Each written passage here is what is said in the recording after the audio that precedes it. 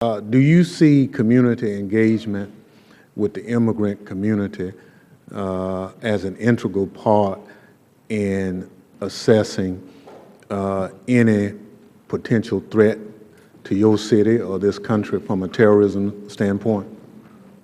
Ranking Member Thompson, committee members, of course, as the Chief of Police, number one, I understand the importance of working with all of our immigrants communities in St. Paul. To give you a little fabric for the committee here, you know, we have the largest Hmong population of any city in the United States, second most populous of any state. They've been part of our city for over 30 years. We work very closely with that community.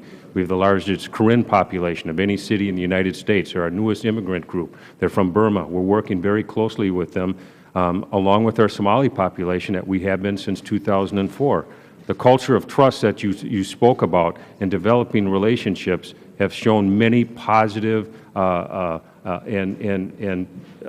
examples where people have come forward to entrust us with information that we can share with our Federal partners to make sure, number one, that our city is safe and that our country is safe as well. So, yes, we work with all our diverse immigrant communities. I hope I've answered your question correctly, but it is important to have those communities of trust in place. And local law enforcement, as you noted earlier, sir, are boots on the ground. We are the first line of defense, and we have to work with the communities that we serve. Thank you. Thank you. One of the things that Congress has historically done is invested resources with local law enforcement agencies so that they can expand the whole notion of community engagement. Have those funds Congress made available to your police department been helpful in you carrying out those duties and responsibilities? Ranking Member Thompson, committee members, yes, absolutely. And the example that I gave with our AIM-COP grant highlights that, our efforts, especially, again, to stop young men and young women today from becoming radicalized through partnerships and having extra funds to do things that we wouldn't be able to do on a day-to-day basis. Doesn't mean that we didn't start our outreach work. As I noted, we started in 2004. But those funds are critical for the programs that we're working currently in our city and have helped us to expand our efforts with many positive results.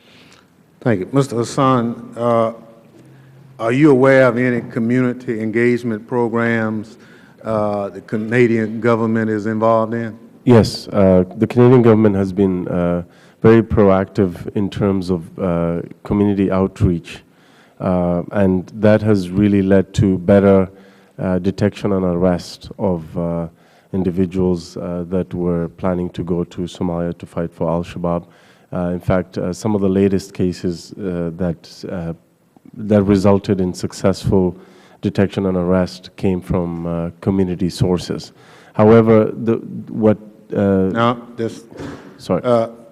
so Canadian government officials yes. provide the money for community engagement programs. Correct. And your testimony is that they work.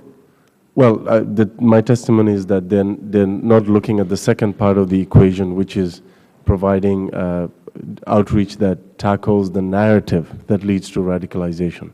So they're only looking at detection and arrest, which is inadequate as far as I'm concerned. So you saying the Canadian government is failing in its responsibility? No, I'm saying they're partially successful, but the narrative needs to be tackled head on, and to do that you need to empower those in the community that are willing to offer an alternative and actually reinforce the values that Canadian and American societies are based on, and we're not seeing that in Canada, and that's why this hearing is very important. So your testimony is that the Canadian government is not doing what you think they should be doing on this issue?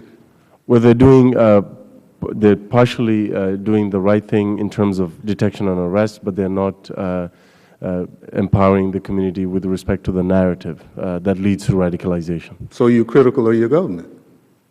Well, I mean, I'm constructively critical of my government. Thank you.